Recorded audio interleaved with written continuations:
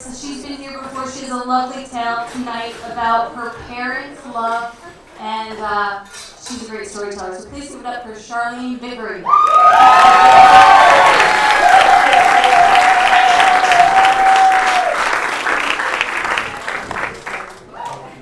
Hello, everybody.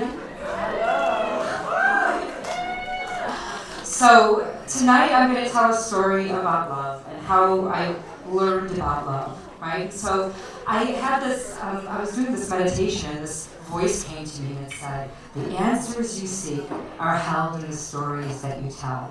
And I just got to thinking, like, what is my story about love? Because I knew what we were going to be talking about tonight. And the story actually doesn't begin with me. The story begins with my parents. And so in order for me to know myself and my style of love, it starts really with my parents. And so I wish I could get Connie to come here, but she was a little too much of a chicken. I told her she was up tonight, and she was too scared to hear her story. But it starts with Connie. Connie was a young high school graduate, and she was spunky and beautiful and cute, kind of sassy. And she walked into a diner and she met my father, who was about 7 years older than her. I think she thought he was the most worldly, badass guy she'd ever met. He had his cigarettes like rolled up in his sleeve. He was smoking all the time. He was a beatnik. He was into poetry. All these things that for her spelled glamour. So when her girlfriend dared her to go talk to him, she dared her and said, "There's no way you can get that guy to talk to you." And my mother said, "Oh, really? Well, watch me." She pestered my dad for about a week straight. Every time she'd go in, she'd pull the cigarette off from behind his ear. She'd bump into him. She did all kinds of really obnoxious things. My father, his recollection of her was that she was single-handedly the most annoying human being he had ever met in his life. And it didn't stop him though, because within a week they were dating, or within a couple of weeks they were dating, and very shortly after they would start talking marriage and planning the big fat Greek wedding, which unfortunately had to be bumped up a little early because of me. So my mother embarked on this life she had always wanted, right? And that life got started with a honeymoon. And the honeymoon was to Tomahawk, Wisconsin. Show of hands, how many people have hit the North Woods for some serious fishing, right? Oh, a nice show of hands, yes. Tomahawk, Wisconsin. My mother, who couldn't wait to get out of her house, ends up with a man who takes her to Tomahawk, Wisconsin on their honeymoon. He left her at sunup, and he joined her again at sundown. This was an entire week. So pretty much from the honeymoon on, she knew that she was doomed. But this was, the 60s. Marriage was kind of irrevocable. When you made the choice, that's it. You're in now. And my brother and sister are very, very happy that she did not give up at that point, because they came a few years later. So we had a nice, big, happy family. So the one thing that my parents had, they always liked each other. So even though on the honeymoon, my mother will tell you with a straight face, I think she's actually said it, I know she said it many times in front of my father, I knew the marriage was over on the honeymoon. But he provided her, he was a strong person, he got her out of the house, which was crazy. And he also introduced her to his mother, my grandmother, and my grandmother was the source of just unending just beauty and joy for our whole family. She loved my mother like no other person ever did. So as children, you're oblivious to whether or not your parents are happy. It doesn't even occur to you, oh, I wonder if my parents are happy. You don't care, right?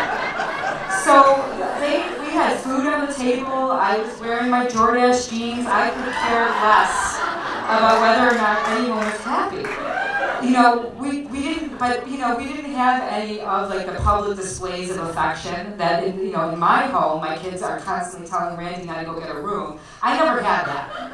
I never saw my parents even hold hands, but there was nothing unusual about it. They were loving, they were kind, they were respectful. And as long as they kept us in Captain Crunch and video games and promised us Mickey Mouse, we could care less what they were doing. So that gets me to the moments that we knew forever that something was really wrong and never going to go back to normal. It was an epic trip to Disney World that was planned for the family. Now this was a very big deal because the honeymoon was in Tomahawk. Where do you think every one of my family vacations were from the time I was a little girl to the time we were planning this big trip to Disney World?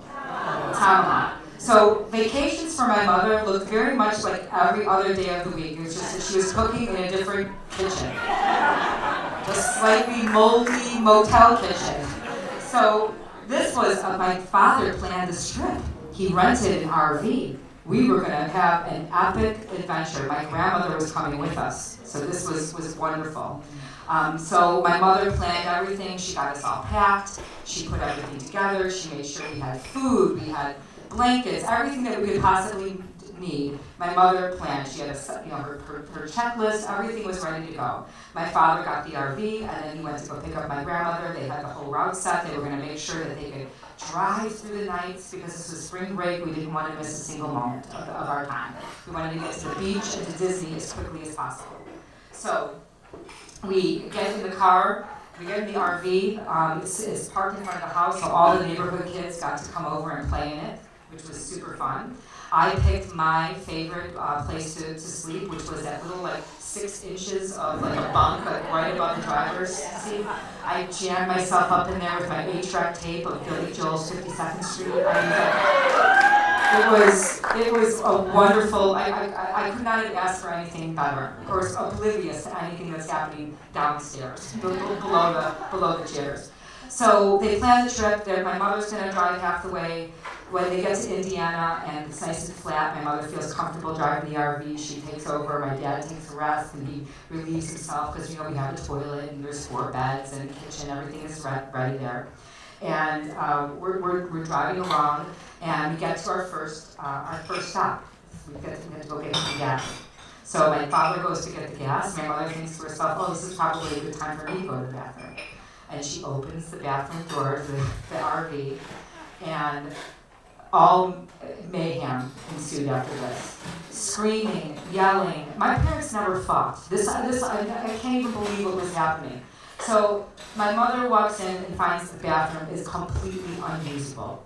So something is wrong. So she's trying to figure out what's happening, and there were a lot of I grew up in a very salty home. There was a lot of swearing that happened, especially with the family.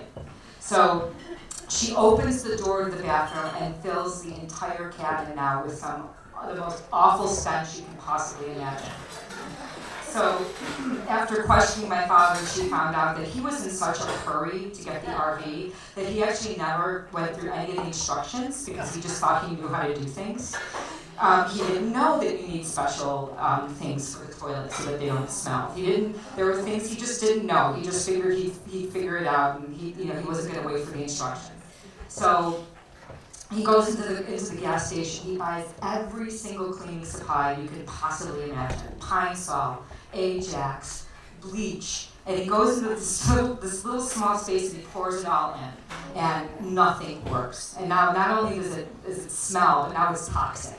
Now the entire place is just completely fumigated. So my mother steals her chin. She just got squared off her chin, and I could see the hatred, all of this pent-up hatred that she had for her life and her situation. Just in this moment, I think just I came up from my narcissistic dream for just 1 second to have some awareness. There was some other life happening in front of me. So we get in the car. We're making stops now. No one can use the bathroom. They tape off the bathroom and try to do whatever they can to keep the smell there because we got a lot of hours to go. So I get back to sleep. I don't know how.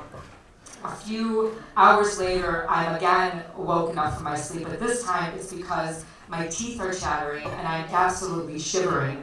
We are again stopped for gas. I go down and I say, "Hey, can you guys put the heat on a little bit?" Whereupon we find out that not only did he not get the stuff for the toilets, but he also did not get the propane to heat the RV.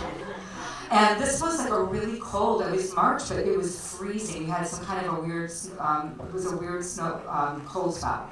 We're driving through the mountains at this point in Chattanooga, and trucks are flying off the road. So my mother is a beautiful combination of angry, bitter, and and sour. I mean, everything about her right now is and she's like a nervous wreck because she's watching these cars go off the road. So what did we kids do? We just climbed in bed with my grandmother, who was like a human blast furnace. We all got a little piece of grandma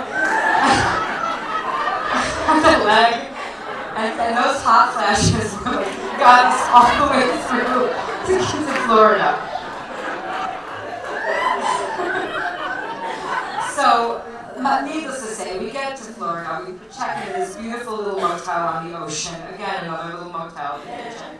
And my mother is, at this point, she's made herself sick. She's got like the flu, whether it was psychosomatic or whatever it was, she is sick, fevers, chills. She can't control what's going on with her body. So my dad, in an effort to get off the shit list, suggests, why don't you stay home and rest?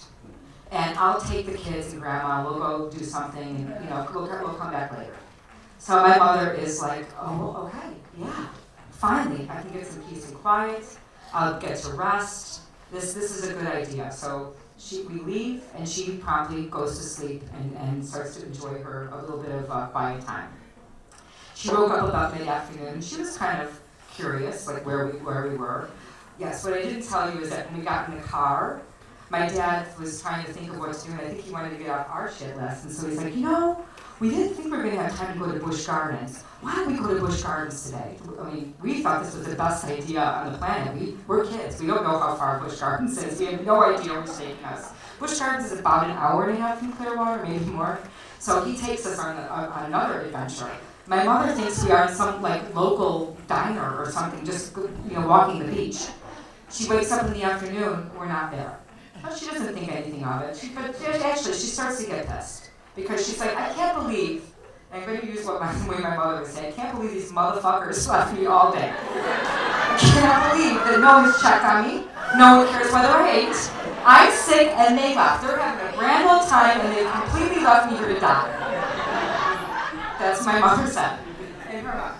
So, now daytime, the afternoon is turning to evening. Now at this point, now she's really sweaty, because in her mind, there's only one thing that could happen. We are dead.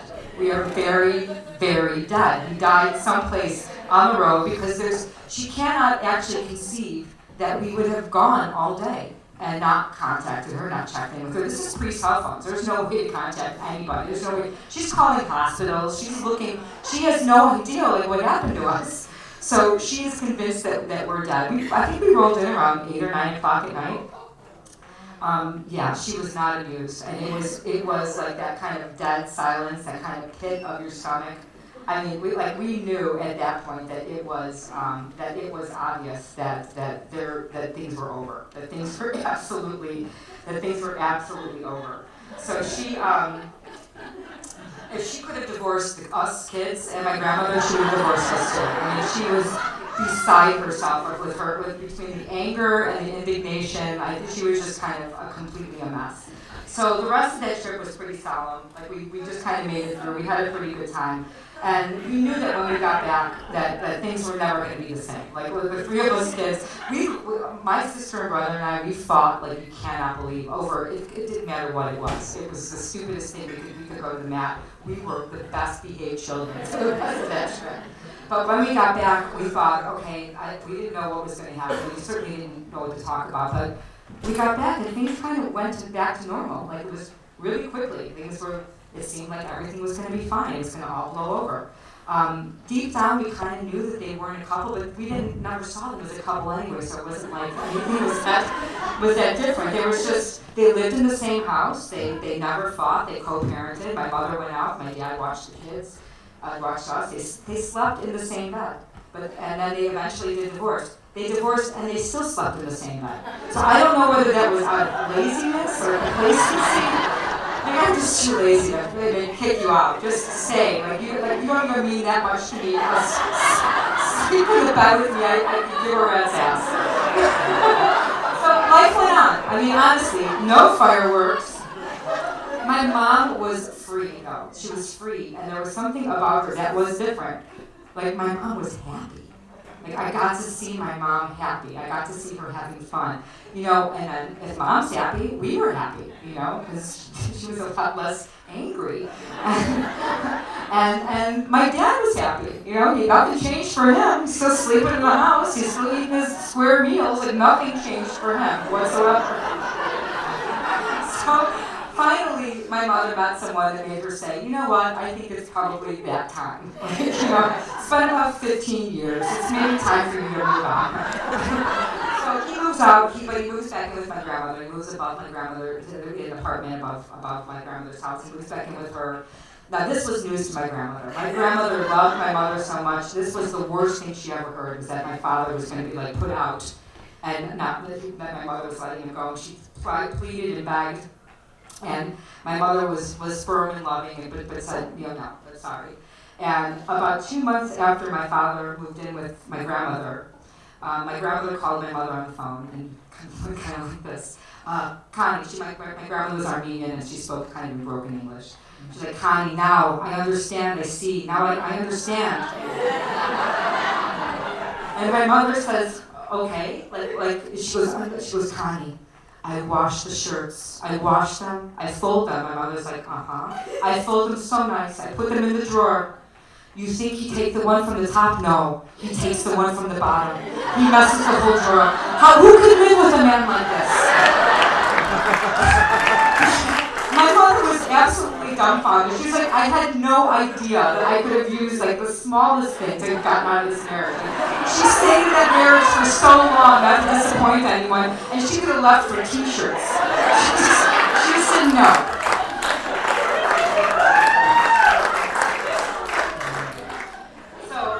But seriously, my parents really remained like the best of friends. And so for us kids, it was so perfect. Every holiday was, you know, everyone together. Nothing was ever split up. When my brother and I finally had kids, our kids got to see grandma and grandpa together. They got to see them interact together. My father still got to have every one of his feasts, and he would always say the same thing. He'd get the first plate and he'd take the first bite, and he'd exclaim, "Oh, Connie, no one cooks like you. You are the best cook on the planet."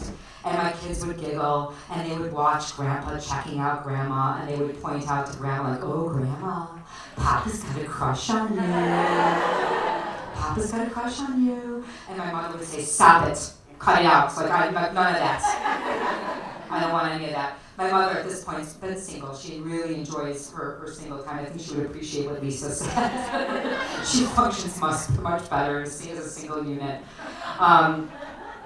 But my dad got sick in his 60s, and at that time I had small kids. And my mother stepped up to the plate. Here's my dad with a heart attack. My mother's at the hospital every day, asking the right questions, doing all the things that me as like a young mom, juggling with 3 kids and everything, I wouldn't have even known what to say or do. My mom stepped in and took care of it. But when he was recovering, she sat the 3 of us down, my brother Helene, our sister Helene, my brother Michael, and I sat us down and said, "Okay kids, here's the deal.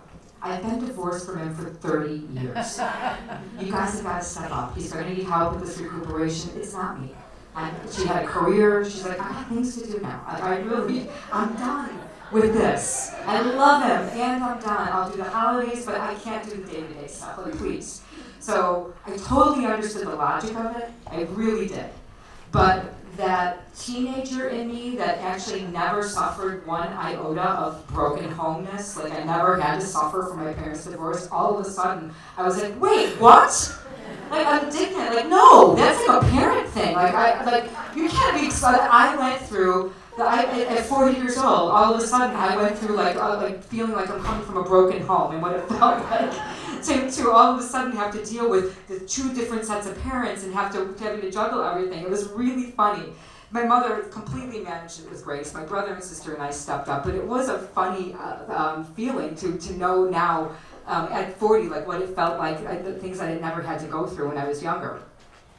So we were completely in denial that our parents were actually divorced. It just didn't feel like that. So we had to finally deal with the truth of it. So my parents still get along, still go to all the family holidays and everything together. The kids are always poking fun at them. And a few times over dinner when my kids would say, "Ooh, Papa's looking at you," my brother and sister and I would look at my mom and say, "Well, you know, Mom, all kids want is for their mommy and daddy to get back together. Like, it would be so awesome if you did. Like, everyone would be so happy. To which my mother would reply, "Shut up, you little assholes."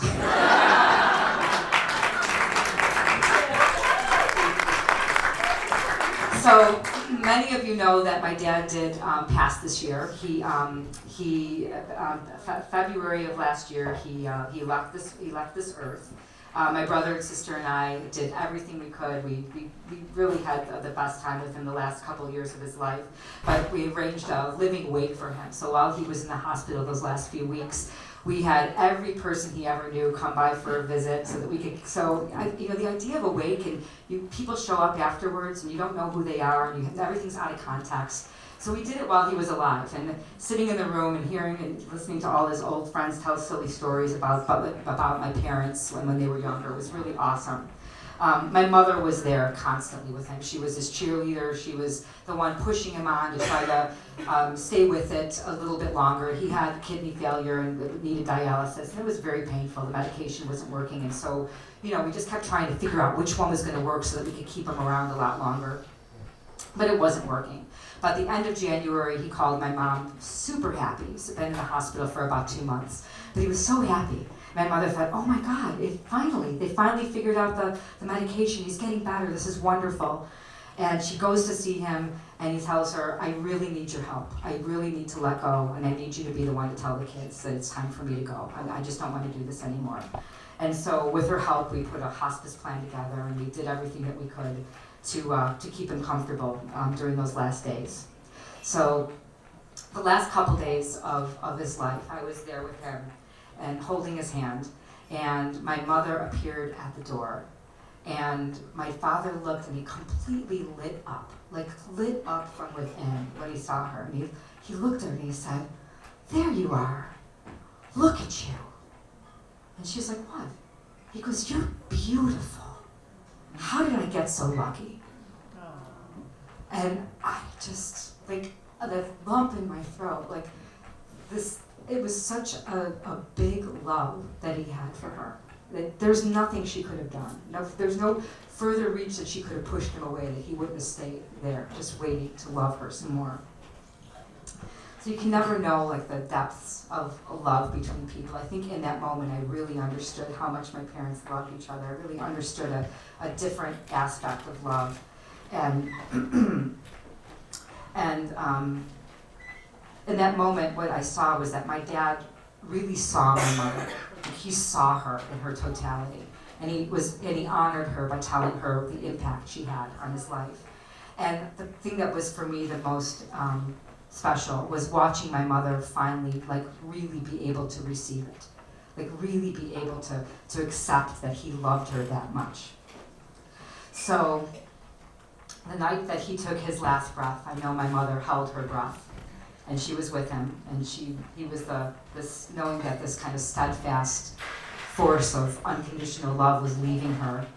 And like, to have these parents and to have known this kind of love and actually to be able to share this story is such a gift. And it is the legacy I hope that I'm able to give to my kids.